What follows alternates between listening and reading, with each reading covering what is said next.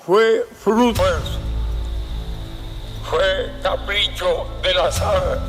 Fidel Castro, the man who survived over 600 assassination attempts, outlived 11 U.S. presidents, and transformed Cuba into a global force, faced an enemy he could never defeat. But it wasn't an invasion, a political rival, or a CIA plot. It was his own body. In the last hours of his life, the once indestructible leader crumbled in ways the world never expected. But how did it happen? And what was really going on behind the walls of Castro's secretive final years? Fidel Castro was more than just a revolutionary. He became a symbol of endurance, defiance, and strength. For nearly 5 decades, he stood as the embodiment of Cuban power, a towering figure who seemed immune to the passage of time. His towering presence, both physically and politically, was undeniable. At 6'3" with a muscular build, Castro exuded vitality, delivering speeches that lasted for hours and captivating audiences with his energy. His charisma had a magnetic effect on millions who believed he was indestructible, able to withstand the forces that had toppled so many leaders before him. Castro's image was meticulously crafted, carefully curated by state media to reflect an iron will that would never break.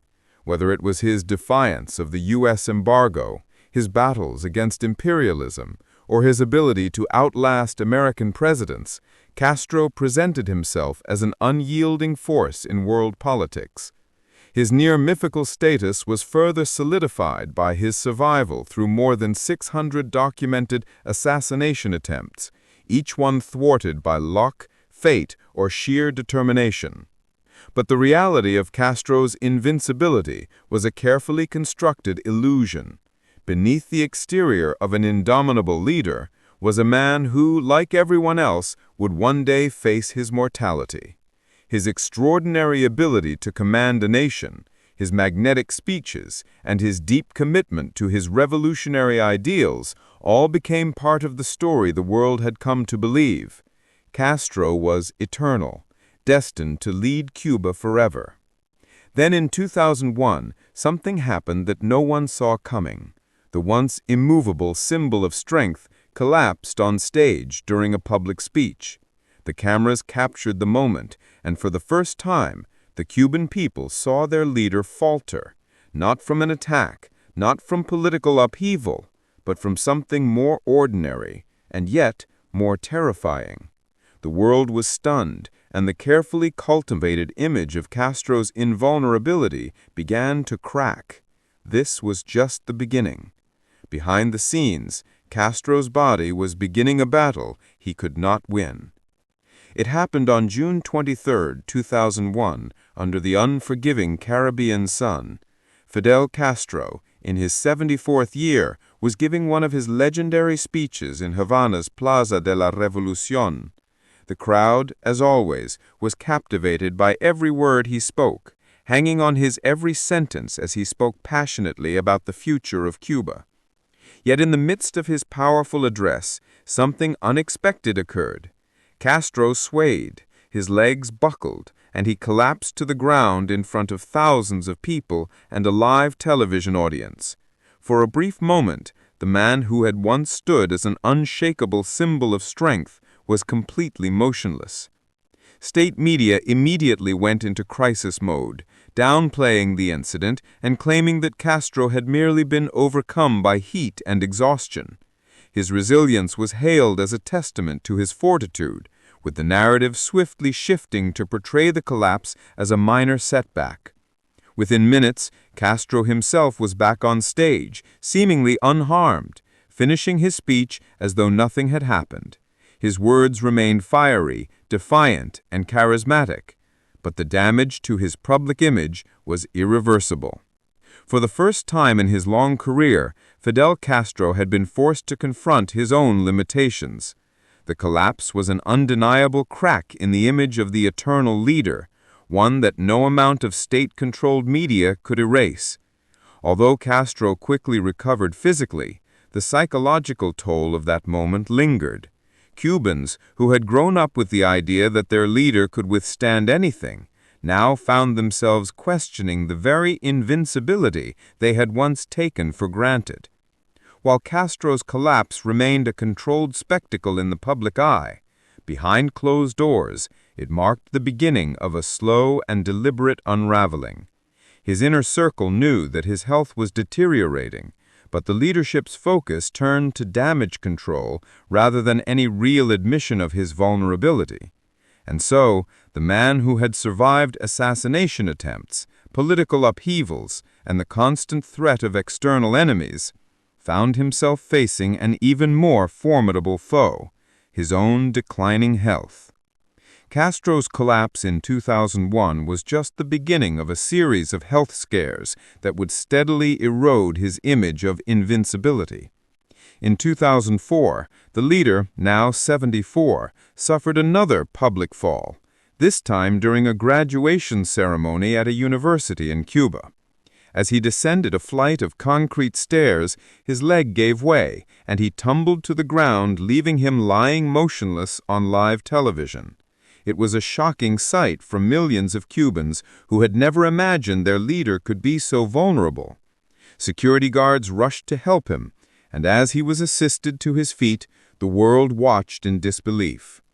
Immediately, the Cuban government began to spin the incident. Official statements downplayed the severity of the fall, emphasizing that Castro had simply tripped. State-run media emphasized his rapid recovery, painting a picture of a leader determined to press on despite the setback. However, the sight of a frail Castro, shaken and bruised, struck a chord with those who had long idolized him. For the first time, people began to see Castro not just as a revolutionary leader, but as a man who could be broken by the physical realities that eventually catch up with us all. The fall resulted in serious injuries, a broken arm and a shattered kneecap, but Castro's recovery was again portrayed as a triumph of his resilience. He made public appearances shortly after, using a walking stick to aid his movements, but even then his presence was marked by an unnatural slowness and discomfort. Although Castro tried to maintain his fiery public persona, the cracks in his health became impossible to ignore. His once boundless energy was now replaced by long periods of rest and slower-paced appearances.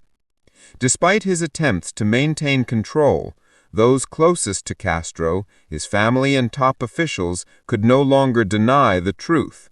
His body, once a symbol of strength, had begun to betray him in ways that no amount of defiance could change. The man who had once seemed untouchable was now confronted with his own limitations, and the consequences were becoming ever more apparent. Castro, ever the strategist, now faced a new battle, one that was not fought on the streets or in the political arenas, but within the confines of his own failing body. As Castro's physical decline continued, the Cuban government ramped up its efforts to maintain the illusion of his invincibility. Behind closed doors, however, Castro's health had become a closely guarded secret. His inner circle, which had once marveled at his energy and stamina, now struggled with the reality that the leader they had known for decades was slipping away. What had once been a symbol of strength, the powerful, unyielding Fidel Castro, was now something fragile, dependent on an intricate web of secrecy to keep the truth from leaking out. Castro's public appearances became fewer and farther between. When he did step into the public eye, his condition was masked by a carefully curated presentation of vitality. State media released photos and videos that seemed to show a strong, engaged leader, despite his increasing frailty. At times, these visuals were so meticulously staged that they felt almost theatrical, a masterful performance to keep the Cuban people from facing the reality of their leader's health. For the most part, the Cuban public remained in the dark as the government controlled the narrative.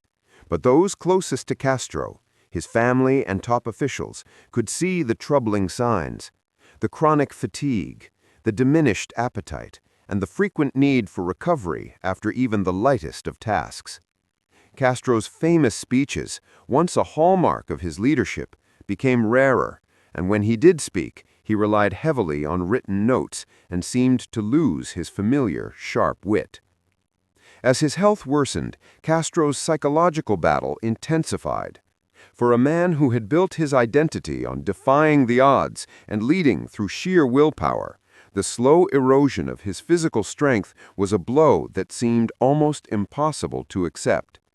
His control over Cuba, the very thing that had defined him, was slipping from his grasp, not because of a political enemy, but because his own body was beginning to fail him. By the time of his intestinal surgery in 2006, the severity of Castro's decline was undeniable. Yet even then, the Cuban government continued to protect Castro's image, projecting the facade of a leader still in control. The truth of Castro's deteriorating health had become a well-guarded secret, one that would soon be impossible to keep hidden. By the summer of 2006, Fidel Castro's health had reached a critical point, and the Cuban government could no longer maintain the facade of normalcy. Despite his attempts to push through his physical limitations, Castro's condition became impossible to hide. He had been suffering from severe abdominal pain, a condition that left him doubled over in agony, unable to function as he once did. The leader who had once seemed impervious to fatigue now found himself crippled by relentless, unexplained pain. His legendary appetite had virtually disappeared, and his weight plummeted, a visible sign of the toll the illness was taking on his body. As his symptoms worsened, his personal physicians grew increasingly concerned. The stress from his hectic political schedule, which had once been his driving force, now exacerbated his declining health. The weight of running a nation, along with the physical strain, had taken its toll, and Castro was no longer able to hide the severity of his condition from those closest to him.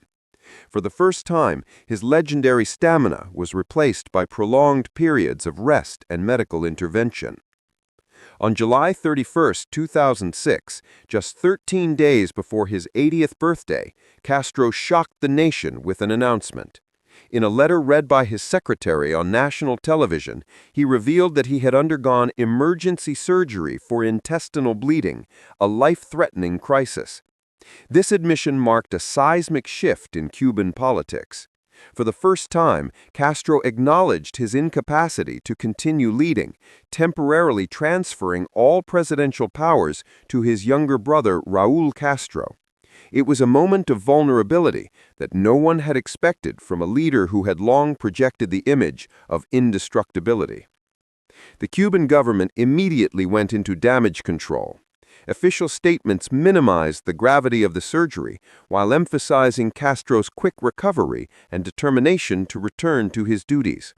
Yet, behind the scenes, the situation was far more dire. Castro's health had been deteriorating for some time, and the surgery was merely a symptom of a much larger, more insidious crisis.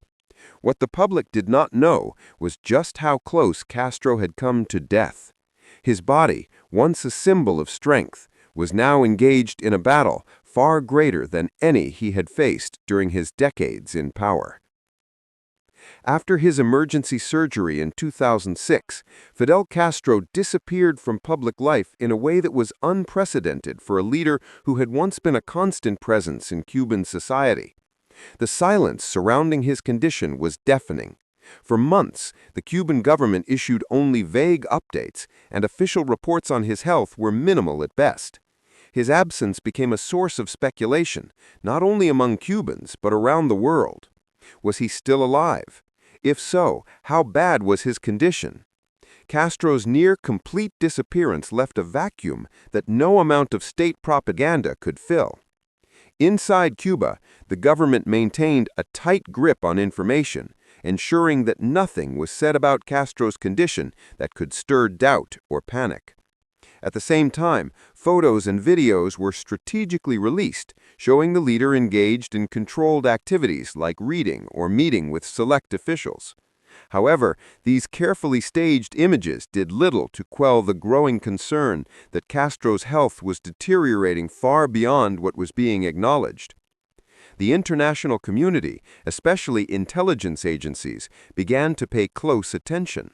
Reports from foreign diplomats, spies, and even close Cuban allies were dissected for any clues about Castro's whereabouts and condition.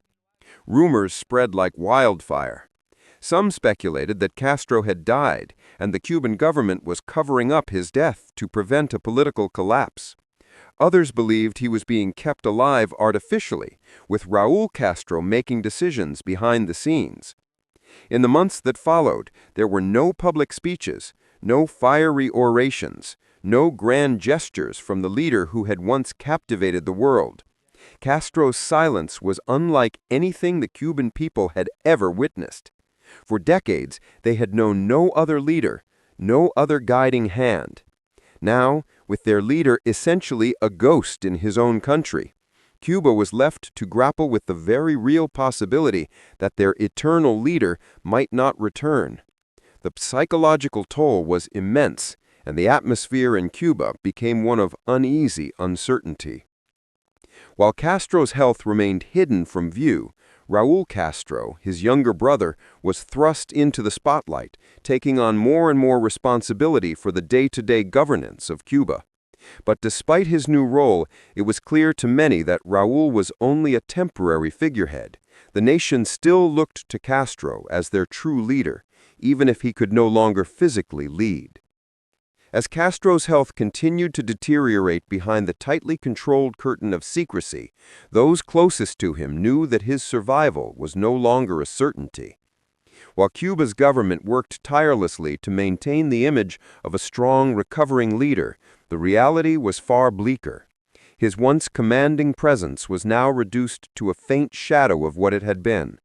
The man who had commanded the stage for hours, rallying crowds with his boundless energy, was now confined to a hospital bed, unable to fully comprehend or control the fate of the nation he had spent his life building. During this period, Castro underwent multiple surgeries, each one more invasive and risky than the last. Medical sources later confirmed that these operations were not just routine treatments, but desperate measures aimed at keeping a dying man alive. His health was no longer in the hands of Cuban doctors alone. It had become an international medical experiment, as his team of specialists fought to prevent his body from giving in to the ravages of age and disease. Every new procedure was fraught with risk, and his survival depended on the delicate balancing act of modern medicine and sheer willpower. Psychologically, Castro struggled to come to terms with the reality of his situation. For decades, his identity had been inseparable from his strength and his leadership. He had built an entire revolution around the idea that he was invincible. Now, faced with the slow decay of his body, Castro's mind wrestled with the loss of control, both over his health and over the political machine he had created. Reports from those closest to him described moments of deep reflection, where Castro appeared to be fighting not only his physical ailment, but also the existential crisis of being rendered irrelevant by forces outside his control. The secrecy surrounding Castro's condition was so complete that even his closest political allies were kept in the dark about the full extent of his decline. The decision to keep him hidden from the public eye was not just about protecting his image, it was about holding on to the myth of Castro as an immortal figurehead, as a man who had defied the odds his entire life. As the days stretched into months, it became increasingly clear that the revolution Castro had spent his life defending was now facing a much more personal battle, a battle against time. By 2010, Fidel Castro's disappearance from the public eye had become so absolute that it almost felt as though he were already gone. The Cuban government continued to project a semblance of stability, but behind closed doors there was an undeniable sense of urgency. Castro's health had been in a steep decline for years, and even the Cuban leadership knew it was only a matter of time before his body would finally give out. The specter of his death loomed over the nation, and the government scrambled to prepare for what was unavoidably coming.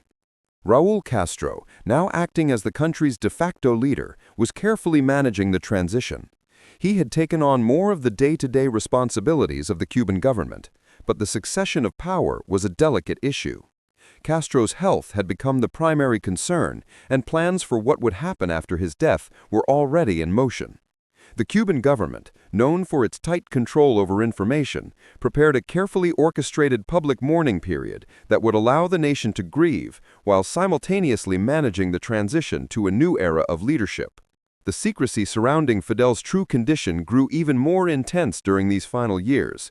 Cuba's official media reported little about him, and when they did, it was always through carefully constructed messages that implied he was still actively engaged with the country's affairs.